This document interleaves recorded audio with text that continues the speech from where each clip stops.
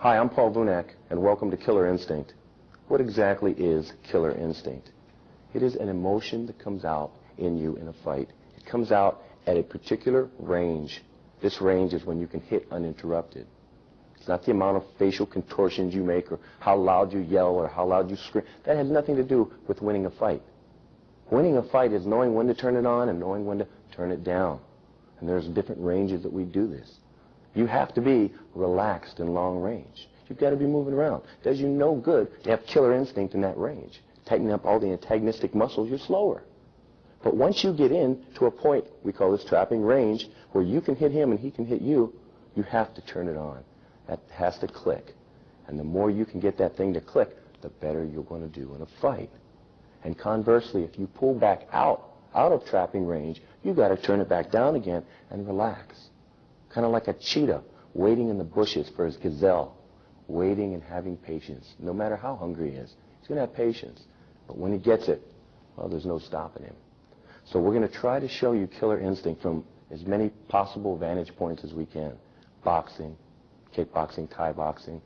We're going to find common denominators to show you. And the common denominators, again, are the ability to turn it on and turn it off, clicking it on and off. The emotional content. This is the most important part. All right, stay with me. Now, in discussing killer instinct, the most important thing to you is controlling it, being able to control it like a volume switch. And the key point there is the range that you're in. When you're in a position in which you can hit this person uninterrupted, meaning many times, that's when you turn on the killer instinct.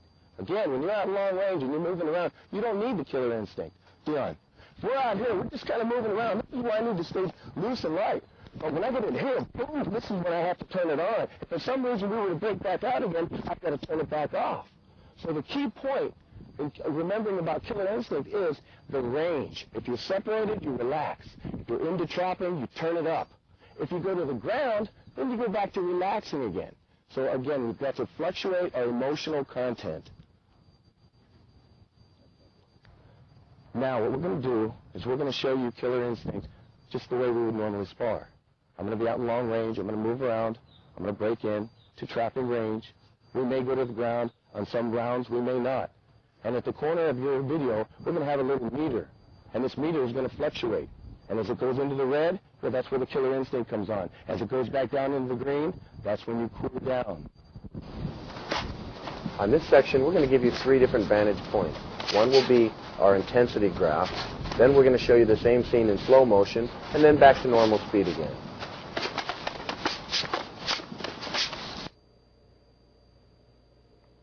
Notice in long range, what I'm trying to do is destroy or stop hit. Trying to always enter into trapping range and to turn it on. That's when we're going to end the fight.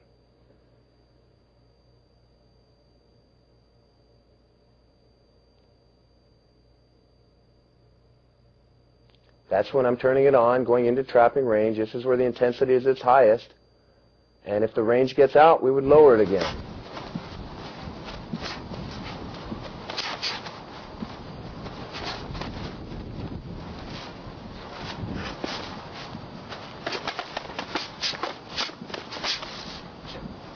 In this scene again, you see relaxation out in long range, very much like the boxer move. At that point, turning it on, getting a headbutt in and breaking it back out.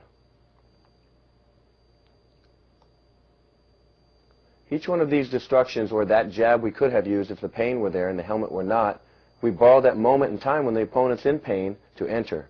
That's when our graph goes to the moon.